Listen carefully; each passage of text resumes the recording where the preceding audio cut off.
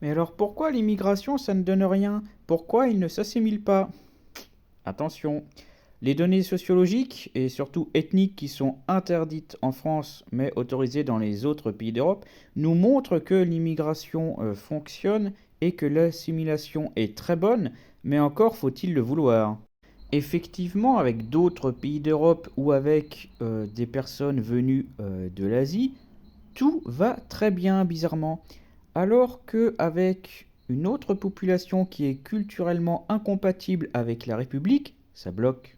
C'est ce pourquoi a été créée l'Algérie par exemple, puisque la France ne pouvait pas les assimiler, ils leur ont donné leur indépendance.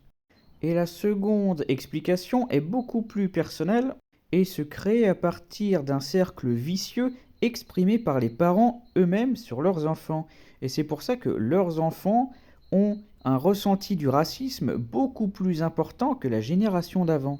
Parce que de manière insidieuse, les parents mettent une pression énorme sur leurs enfants en leur expliquant qu'ils sont différents, que ça sera beaucoup plus difficile pour eux, et par conséquent, puisque les enfants, comme vous le savez très bien, externalisent l'échec, nous, quand on échouait, on disait ce prof est un con.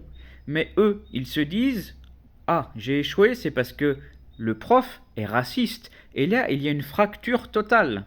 Donc, en plus d'être culturellement incompatibles, certains s'auto-sabotent et c'est pour ça que ça ne fonctionne pas.